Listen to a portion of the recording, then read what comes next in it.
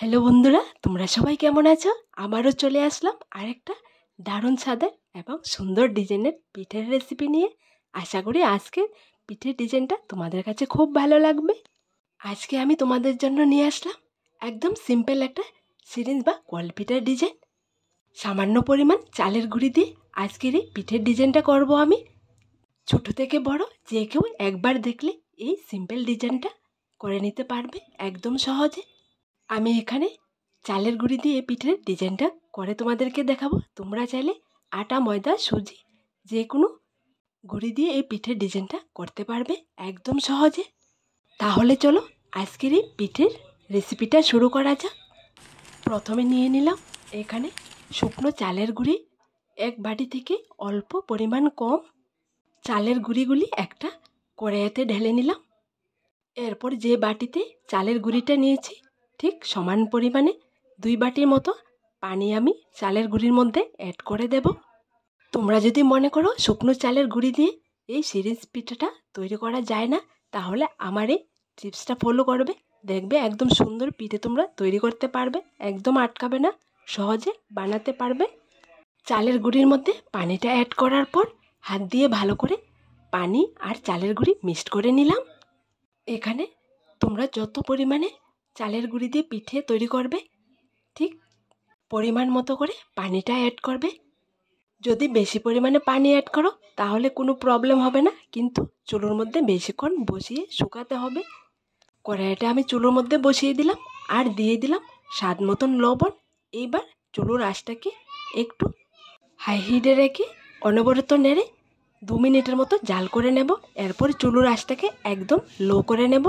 তোমরা যদি চুলোর আঁচটাকে হাই হিট রেখে এই ডোটা রেডি করতে চাও তাহলে কিন্তু একদমই হবে না, পোড়া লেগে যাবে আর তোমরা পিঠেও তৈরি করতে পারবে না। চুলোর আঁচটাকে একদম লোতে করে অনবরত নেড়ে ডোটা রেডি করতে হবে।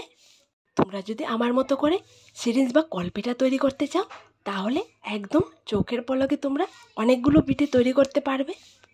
দেখো বন্ধুরা, চুলোর আঁচটাকে একদম লোতে রেখে আমি অনবরত নেড়ে নেড়ে পিঠে তৈরি করার জন্য ডোটা রেডি করে নিলাম। একটু কাঁচা অবস্থায় আমি ডোটাকে নামিয়ে নিলাম। তোমরা যদি পুরোপুরিভাবে এই ডোটাকে একদম সেদ্ধ হওয়ার পর নামাও তাহলে কিন্তু সিরিজের ভেতর দিয়ে আসবে না, প্রবলেম হবে, তাই একটু কাঁচা অবস্থায় নামিয়ে নেবে। চুলো থেকে নামানোর পর হালকা ঠান্ডা করে নিলাম আর হাত দিয়ে ভালো করে মাখিয়ে তুলোর মতো করে নিলাম। এখানে আমি পিঠেগুলো 2টা কালারে রেডি করব।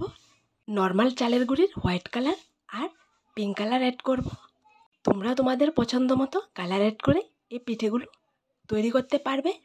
চালের ডোটাকে আমি 2 ভাগ করে 1 ভাগ নর্মাল হোয়াইট কালার রেখে দিলাম আর 1 ভাগের মধ্যে আমি পিঙ্ক কালার অ্যাড করে দিলাম। এবার কালারটা ভালো করে মিক্সড করে নিচ্ছি। তোমরা যদি ভিন্ন ভিন্ন কালার দিয়ে এই পিঠেগুলো তৈরি করো দেখতে যেমন সুন্দর লাগে খেতেও তেমন স্বাদেরই হয়। দেখো বন্ধুরা, পিঙ্ক কালারের ডোটো আমি রেডি করে নিলাম। এক সাইডে রেখে এখানে নিয়ে নিলাম একটা সাদা পেপারে রাউন্ড শেপ এঁকে নিলাম। এই রাউন্ড শেপ দিয়ে আমি পিঠেটা তৈরি করব। আর নিয়ে নিলাম একটা প্লাস্টিকের পেপার, রাউন্ড শেপের উপর প্লাস্টিকের পেপারটা রেখে সিরিঞ্জ দিয়ে ঘুরিয়ে আমি ডিজাইনটা করে নিচ্ছি। ভেতরে আমি ছোট একটা রাউন্ড শেপ দিয়েছি। পুরাটা পিঠের মাঝখানের অংশটা আমি ঘর ঘর করে ডিজাইনটা করব আর একদম মাঝখানে একটা ফুলের ডিজাইন করব আমি। আশা করি আজকের এই ডিজাইনটা একবার দেখলে যে কেউ শিখে নিতে পারবে। পিঠের মাঝখানের ডিজাইনটা করা হয়ে গেলে সাইডের যে রোলের অংশটা আছে আমি সুন্দর করে ডাবল করে রোলটা করে নেব, যাতে করে পিঠাটা স্টিম করার পর যখন শুকানো হবে একদম টাইট থাকে আর দেখতে খুবই সুন্দর লাগে। মাঝখানে আমি একটা বোতাম ফুলের ডিজাইন করে নিলাম।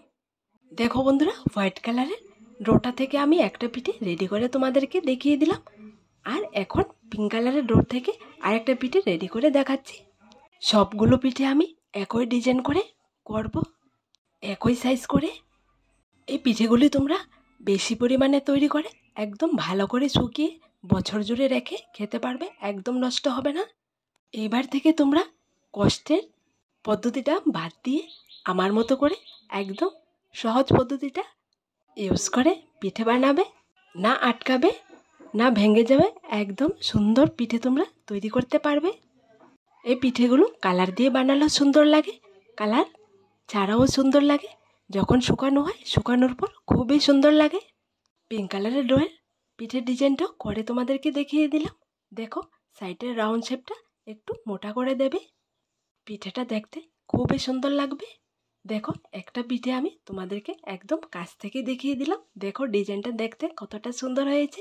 এখন স্টিম করার পর আরও ফুটে উঠবে। দেখো বন্ধুরা, একই ডিজাইন করে আমি সবগুলো পিঠে রেডি করে নিলাম। এবার সবগুলো পিঠে স্টিম করে নেব। স্টিম করার জন্য এখানে নিয়ে নিলাম একটা স্টিমার, আর চুলোতে আগে থেকে পানি বসিয়ে রেখেছি। পানিটা ফুটে এসছে। স্টিমারের ভেতর আমি 2-3টা যতটাই পিঠা সেট করা যাবে সেট করে দিয়ে উপর দিয়ে ঢাকনা দিয়ে প্রায় 1 থেকে 2 মিনিট রাখলে স্টিম করা হয়ে যাবে। এখানে আমি স্টিমারের ভেতর 3টে পিঠে সেট করে বসিয়ে দিলাম, আর এখন উপর দিয়ে ঢাকনা দিয়ে 2 মিনিট রেখে নামিয়ে নেব। দেখো বন্ধুরা, পিঠেটা দেওয়ার পর 2 মিনিট রাখার পর পিঠাটা একদম স্টিম হয়ে গেছে। এবার একটা একটা করে পিঠেগুলো নামিয়ে নেব। বাকি পিঠেগুলো আমি একই রকম করে স্টিম করে নামাবো। দেখো বন্ধুরা, অফ ক্যামেরায় আমি সবগুলো পিঠে স্টিম করে নামিয়ে নিলাম। দেখো পিঠেগুলো দেখতে কতটা সুন্দর হয়েছে। এবার আমি পিঠেগুলো পেপার থেকে ছাড়িয়ে নেব। তোমরা এই পিঠেগুলো পেপার থেকে যখন ছাড়াবে, পিঠেটাকে উপর করে প্লাস্টিকের পেপারটা ধরলে একদম সহজে উঠে আসবে। এক হাত দিয়ে পেপার থেকে পিঠেটা ছাড়িয়ে নিতে পারবে। দেখো বন্ধুরা, সবগুলো পিঠে আমি পেপার থেকে ছাড়িয়ে নিলাম। এইবার রোদ্রের মধ্যে দিয়ে উল্টিয়ে পাল্টিয়ে সুন্দর করে শুকিয়ে নেব। আজকের এই সিম্পল পিঠের ডিজাইনটা তোমাদের কাছে কেমন লাগলো ছোট্ট একটা কমেন্টে লিখে জানাবে। পিঠেগুলো যখন শুকিয়ে যাবে, শুকানোর পর মাঝখানের ডিজাইনটা সুন্দরভাবে ফুটে আসবে আর দেখতেও ভালো লাগবে। দেখো বন্ধুরা, পিঠেগুলো উল্টিয়ে পাল্টিয়ে সুন্দর করে শুকিয়ে নিলাম। দেখো শুকানোর পর কালারটা অনেকটাই ফুটে উঠছে। এবার তেলের উপর দিয়ে ভাজলে একদম পুলকো পুলকো হয়ে ফুলে উঠবে। একটা পিঠের ডিজাইন আমি একদম কাছ থেকে তোমাদেরকে দেখিয়ে দিলাম। দেখতে খুবই সুন্দর হয়েছে ডিজাইনটা। তো তোমাদেরকে বলি বন্ধুরা, তোমাদের কাছে যদি আমার দেওয়া সবগুলো রেসিপি ভালো লেগে থাকে, তাহলে আমার এই ছোট্ট চ্যানেলটাকে লাইক, শেয়ার এবং সাবস্ক্রাইব করে পাশে থাকা বেল বাটনটি অবশ্যই ক্লিক করে রাখবে, যাতে করে আমার দেওয়া নতুন নতুন রেসিপিগুলো সবার প্রথমে তোমাদের কাছে পৌঁছায়।